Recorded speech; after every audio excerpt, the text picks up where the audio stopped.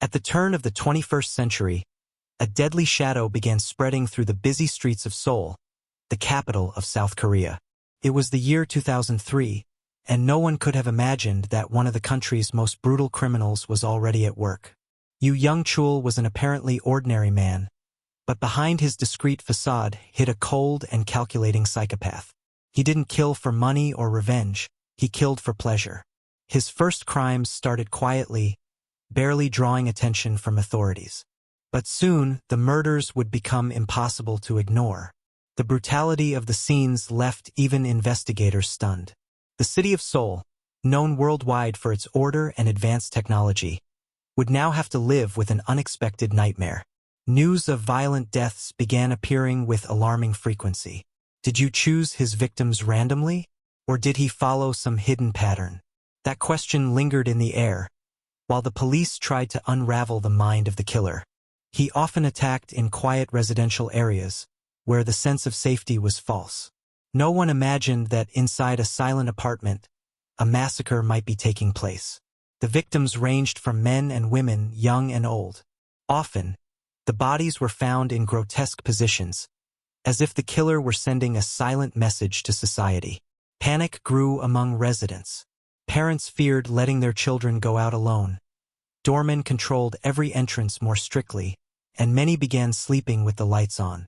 Yoo Young-chul wasn't yet a familiar name, but his trail of blood was unmistakable. Each new crime seemed signed with cruelty, as if he were challenging the authorities. Despite widespread fear, authorities struggled to find concrete clues. Physical evidence was scarce, and the criminal seemed to vanish after each attack. What stood out was the precision of the attacks. You acted quickly, left no obvious traces, and seemed to know the weak points of the Korean security system well. As the days passed, local media began paying closer attention to the cases. Sensational headlines emerged, further fueling the climate of terror. Criminalistics experts were called in.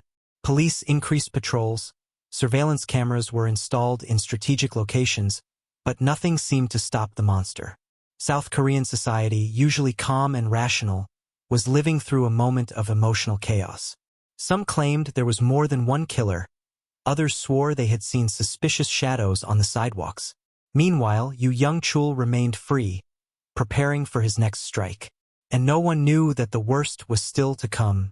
The first crime committed by Yoo Young-chul that truly caught the authorities' attention occurred in the neighborhood of Sillimdong, in Seoul. It was September 26, 2003. The victim was a 27-year-old woman, a university professor. She lived alone in a modest apartment and was known for her peaceful and discreet routine. When her body was found, the scene was shocking. Clear signs of extreme violence, marks of strangulation, and cuts made with refined cruelty. The victim's head was wrapped in plastic. But the most terrifying detail was what you left behind. On the kitchen table, he wrote a sinister message in blood. "I will kill more." That phrase echoed like a silent warning. For the first time, investigators realized they were dealing with someone unusual, a killer who enjoyed fear. Police launched a detailed investigation of the scene. DNA samples were collected, images from nearby cameras were analyzed, but the criminal seemed to have vanished without a trace. The entire neighborhood was in shock. Teachers and students from the university where the victim worked were traumatized.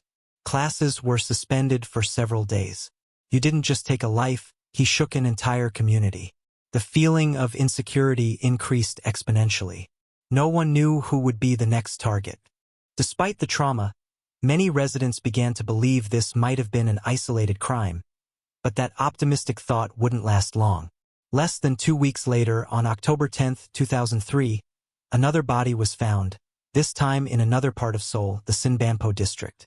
The new victim was a 40-year-old man, a public servant. He had been stabbed repeatedly and showed wounds caused by sharp objects. Once again, you left his mark. A handwritten letter was found beside the body, filled with threats and disjointed phrases, as if it were part of a morbid game. This second death confirmed the worst. They were dealing with a serial killer. And that meant more crimes were coming. South Korean media began following every move of the investigation. News broadcasts constantly aired updates, alerts, and messages to families about how to protect themselves. Meanwhile, Yoo Young-chul was already planning his next attack. A pattern was beginning to emerge, and the police were finally waking up to the seriousness of the threat looming over the city.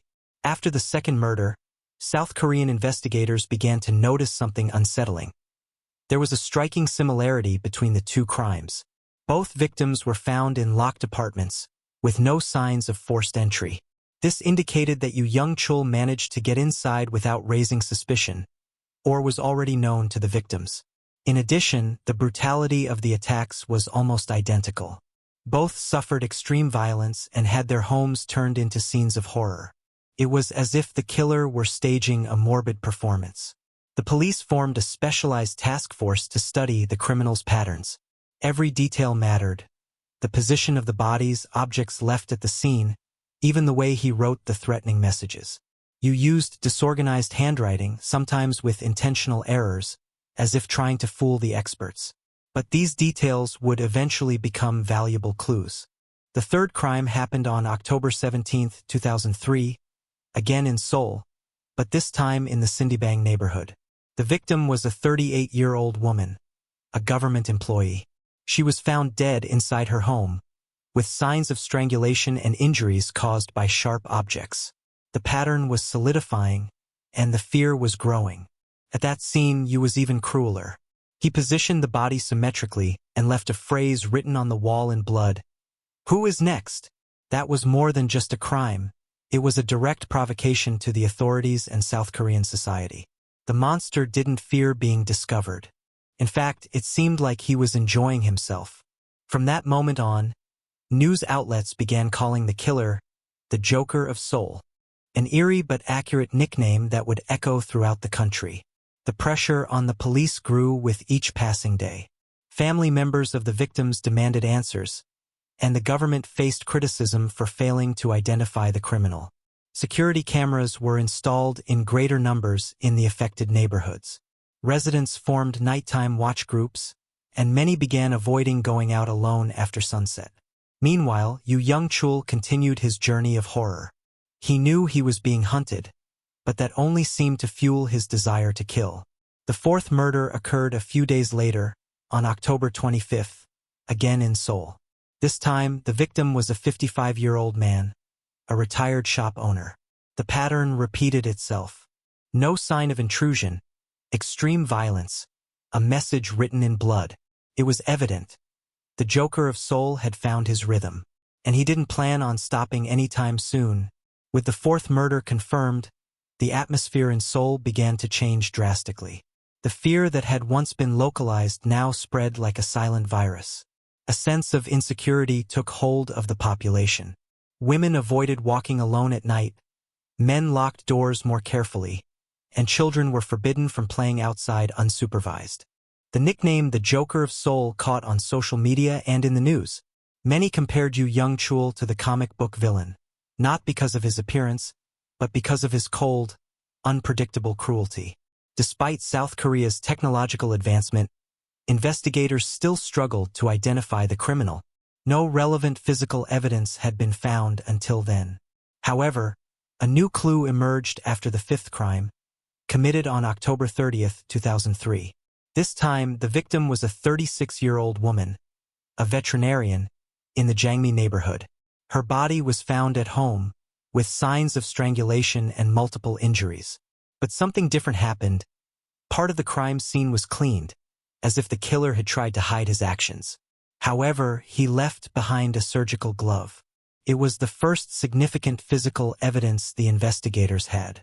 The police immediately began analyzing it closely. The presence of the glove sparked new theories. Some experts believed you might have some connection to the medical or hospital field. Others thought it was simply a strategy to confuse the authorities. Meanwhile, the media increased the pressure. Special reports, interviews with forensic psychologists, and debates on public safety occupied primetime slots on South Korean TV. Schools began holding lectures on personal safety. Companies reinforced their protocols for employees leaving at night. Even night taxis became more in demand. Yoo Young-chul seemed to be everywhere and nowhere. Residents reported suspicious shadows, strange noises, unknown visitors. Often, these reports were false alarms, but the fear was real. The sixth crime occurred on November 10th, again in Seoul, in the Sangdo neighborhood. The victim was a 48-year-old man, a retired teacher. The pattern remained intact. No forced entry, extreme violence, messages written in blood. But this time, Yoo did something new. He recorded a short audio clip and left it on the victim's cell phone. In the recording, he said random phrases, some incomprehensible, others threatening. It was as if he were playing a mental game with the authorities, challenging them to find him. The police intensified the investigation. Audio analysts were brought in. The task force expanded. And for the first time, there was a real possibility that Yoo Young-chul would finally be identified. The audio left by Yoo Young-chul on the cell phone of the sixth victim was a crucial step in the investigation. Until then, he seemed untouchable, but this time he had made a mistake. The recording was short and confusing, with disconnected phrases and distorted laughter. Even so, criminal experts saw a real opportunity for progress. Police technicians began carefully analyzing the audio for any clue. Accent, background noise, even voice patterns. Every detail counted. When comparing the tone of voice with other existing records of missing persons or previous suspects, something caught attention. The accent was not from Seoul. It was typical of the Incheon region. Incheon is a city located about 30 kilometers from Seoul, connected to the capital by subway and bus lines. Many residents of that area worked in the capital, which explained Yoo's movements. With this new information, the investigators reoriented their search.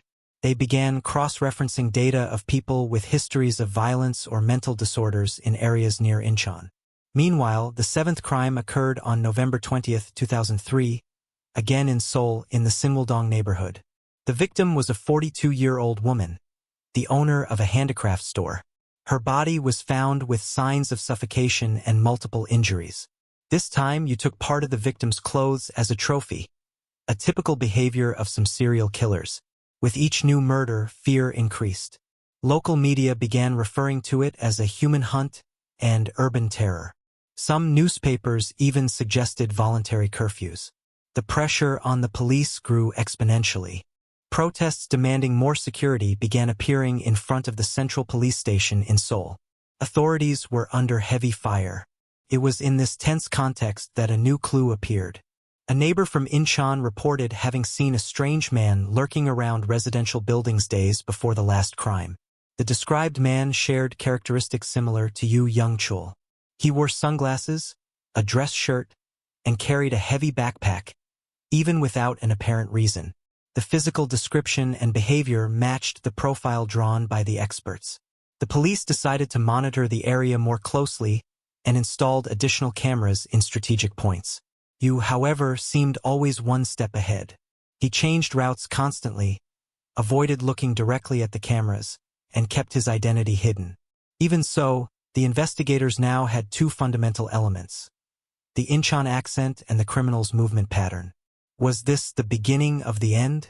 With the Incheon accent identified and the description of the suspect on the streets, South Korean investigators began closing in on the Joker of Seoul. From that point on, specialized teams focused on people with a history of violence or mental disorders in the Incheon region. It was hard but necessary work. Yoo Young-chul was 37 years old at the time of the crimes and lived an apparently discreet life. He lived alone in a modest house on the outskirts of Incheon, away from the public eye. He was known to only a few neighbors, avoided long conversations, and maintained strange habits, such as going out at night wearing different clothes and always wearing sunglasses, even indoors. Before becoming a serial killer, Yoo had a troubled youth. As an only child raised by a widowed mother, he displayed aggressive behaviors from an early age, often related to animals. In his teens, classmates reported that he often hurt small animals and seemed to enjoy others' suffering. However, no adult took those signs seriously. Throughout his life, Yoo accumulated a criminal record for various minor offenses: theft, trespassing, and illegal possession of chemicals. But he was never considered dangerous enough to be closely monitored. After the seventh murder, the police decided to re-examine criminal records of men between 30 and 45 years old, living in Incheon or frequently traveling to Seoul. It was during this sweep that the name Yoo Young-chul first appeared on the authority screens. A forgotten name, but with a concerning history. Investigators discovered he had been arrested twice for trespassing and illegal possession of knives. Both cases were dismissed due to lack of concrete evidence. In addition, medical records revealed that Yoo had been hospitalized in psychiatric clinics for episodes of psychosis and obsessive-compulsive disorders, though he had never received an official diagnosis. The clues began to fit together. The profile drawn by the experts matched exactly Yoo's behavioral pattern: social isolation, a taste for control, and a need to instill fear. But something crucial was still missing: physical confirmation. They needed a DNA sample comparable to the traces found at the crime scenes. Fortunately, the surgical glove left at the fifth crime contained traces of skin and dirt that could be analyzed. Technicians worked tirelessly to extract useful information. Meanwhile, Yoo Young-chul, unaware he was being watched, prepared his next move. He didn't imagine that, for the first time, he was about to be surrounded by those searching for him. While investigators analyzed the DNA collected from the surgical glove, a new line of research began gaining strength: the search for close relatives of Yoo Young-chul. The police discovered he had a younger brother who lived in another city. Although he had no criminal record, he was called in for questioning and asked to provide a DNA sample. Genetic analysis revealed an unsettling coincidence. Part of the DNA found at the crime scenes matched the genetic profile of Yoo's brother. This indicated a direct familial link between the suspect and the perpetrator of the crimes. It was the confirmation needed to accelerate the hunt for the Joker of Seoul. Based on this information, investigators began discreetly monitoring Yoo's house in Incheon. Cameras were installed nearby, and agents started conducting undercover patrols. Yoo Young-chul, however, was an extremely cautious man. He seemed to sense when he was being watched and avoided fixed patterns of departure or movement. Still, the investigators noticed something peculiar. Whenever he left home, he carried a heavy backpack and wore different clothes, as if preparing for something. On December 1, 2003, everything changed. A neighbor became suspicious of Yoo's odd behavior and called the police to report suspicious activity. The officers, already alert about the case, arrived quickly at the location. When confronted, Yoo tried to flee but was surrounded and arrested without offering violent resistance. Inside his backpack, the police found a blood-stained knife, surgical gloves, adhesive tape, and even a small digital camera, possibly used to photograph his victims. When taken to the station, Yoo remained silent for hours. But after several interrogations, he finally confessed, "Yes, I am the Joker of Seoul." He provided shocking details about his crimes, including how he chose his victims, how he entered the apartments, and even how he felt after each murder. To the investigators, it was surreal to hear that calm voice describing scenes of horror with such coldness. To South Korean society, it was the end of a nightmare. The announcement of the arrest was broadcast nationwide. Thousands watched images of the killer's face, and many cried with relief knowing he was finally behind bars. But despite being imprisoned, Yoo still had much to reveal. His twisted mind held dark secrets that would only begin to surface during the trial. The process would be long, painful, and revealing. With Yoo Young-chul officially behind bars, the country finally breathed a sigh of relief. But justice still needed to be served. In just a few weeks, he was formally charged with multiple homicides. The judicial process began in mid-January 2004 at the Central District Court of Seoul. The press covered every detail of the case, and family members of the victims attended to hear the killer's own statements. Yoo confessed to having committed at least 8 murders, but experts believed the real number could be higher.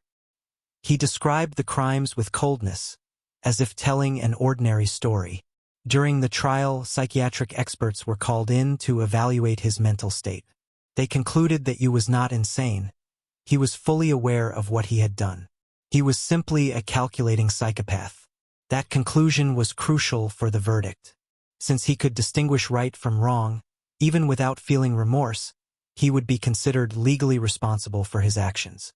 Family members of the victims were allowed to testify. Many cried, others shouted, some demanded severe justice. One father said, "You took my daughter away. What kind of man are you?" You listened in silence. He showed no regret. When asked about his motives, he answered simply, "I wanted to see how far I could go. I wanted to know how far fear could take me." His lawyer tried to use an insanity defense, but it failed. The jurors were struck by Yoo's mental clarity during his testimony. He seemed more proud than remorseful. In March 2004, the final verdict came down. Yoo Young-chul was sentenced to life imprisonment, a rare sentence in South Korea, reserved only for the worst criminals. The sentence was met with mixed emotions. For many families, it was justice, but it did not bring their loved ones back. For society, it marked the end of a nightmare that had shaken national confidence. Local media spent days analyzing the case from every angle: psychological, social, and police-related. Documentaries, reports, and books began to emerge, trying to understand what turned Yoo into a monster. Experts debated whether systemic failures had allowed him to act for so long. Had the police taken too long to recognize the pattern? Had society ignored warning signs? The case also led to important changes in public safety policies. Cities invested more in cameras, community surveillance, and police training to identify serial killers early on. Today, the name Yoo Young-chul is still remembered in South Korea as one of the greatest criminals in recent history. His image frequently appears in crime investigation shows and psychological analyses. But despite being locked away behind bars, his shadow lingers in the collective memory, a reminder that evil does not always come with a monstrous face. Sometimes, it looks human, and that is the most terrifying part. The case of Yoo Young-chul forces us to confront an uncomfortable reality. Not all evil wears a mask. Sometimes, it hides behind a quiet smile, an empty gaze, or an apparently normal life. He was no ordinary criminal. He was an intelligent, cold, and meticulous psychopath. Someone who chose his victims like a hunter selects its prey, without emotion, only strategy. For months, he turned Seoul into a silent battlefield. Each new crime was a provocation, each message written in blood a challenge thrown at society. You didn't kill for money or jealousy. He killed for pleasure, for power, and above all because he knew he could. His profile is disturbingly common among serial killers. A history of violence from an early age, neglect from the mental health system, and social isolation. All of this created the perfect environment for a monster to be born. But was he truly unique? Or just the latest in a line of many yet to be discovered? Today, Yoo is in prison serving a life sentence. But his shadow continues to hover over South Korea and over any society that believes itself immune to evil. This case served as a global warning. We need to pay attention to the signs. We must invest more in mental health and monitor individuals with violent or antisocial behavior. And perhaps most importantly, we must stop believing that evil always comes with a warning. Sometimes, it arrives calmly, smiles, and knocks on our door like an ordinary neighbor. The Joker of Seoul may have been captured, but his legacy remains. A constant reminder that vigilance, education, and care are our best weapons against the unexpected. After all, as long as there are human beings, there will always be room for evil. The difference lies in how we deal with it before it's too late.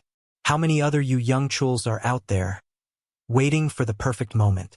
How many crimes could be prevented if we learn to recognize the patterns? This video is not just a horror story. It is a portrait of reality, an invitation to reflect, and above all, a silent warning. Therefore, I invite you to think, where does the line between normal and abnormal truly lie? What would you do if you noticed something wrong with someone close? And what can we do together to prevent another nightmare like this from happening? The arrest of Yoo Young-chul was a milestone in South Korea's criminal history. Until then, the country rarely faced a case so brutal and well-planned by a single individual. The fact that he acted undetected for so long put not only investigative methods but also the way South Korean society dealt with personal and collective security under scrutiny. During the trial, a series of documents were made public, including photos from crime scenes, psychiatric reports, and even letters written by Yoo during his pre-trial detention. These letters were chilling. He spoke of his victims as if describing characters from a fictional novel, always with coldness and disturbing details about how he felt after each murder. One of the most shocking testimonies came from a neighbor who lived near Yoo in Incheon. She said she had seen him calmly smiling while watching news reports about his own crimes. This behavior perfectly reflected the profile of a classic psychopath. Absence of remorse, need for control, and desire to witness chaos around him. After sentencing, Yoo was transferred to a high-security prison.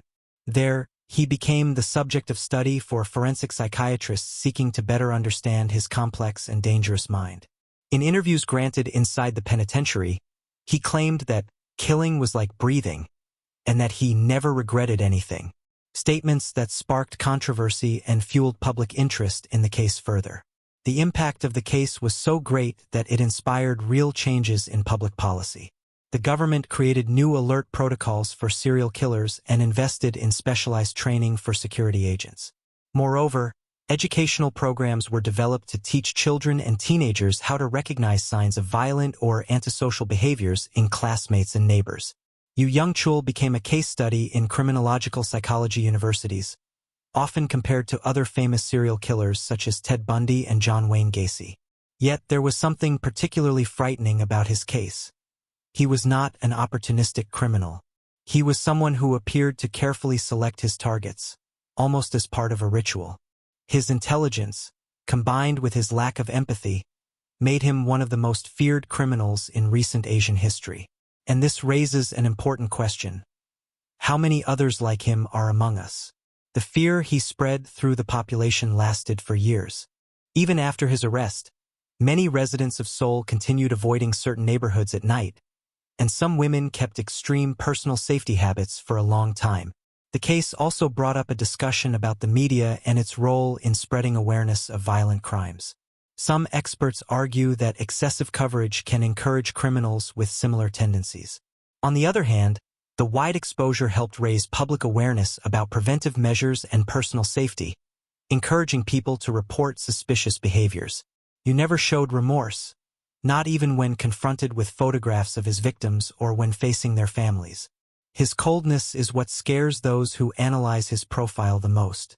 Today, he lives isolated in a cell, far from society. But his legacy remains, not only as a criminal but as a symbol of evil that can arise behind the mask of normality. This case shows us that social surveillance should not be confused with paranoia. Sometimes, paying attention to small details can save lives. And although we may believe ourselves safe, true terror often hides in plain sight, waiting for the perfect moment to strike. That is why we must always stay alert, informed, and prepared. Because evil doesn't always wear a hood or carry a weapon. Sometimes, it smiles and says good morning before vanishing into the shadows. If this content impacted you, don't forget to like, share, and subscribe to the channel. Turn on the bell icon to receive notifications for new videos and continue with us on this journey into the dark side of the human mind. Until the next investigation.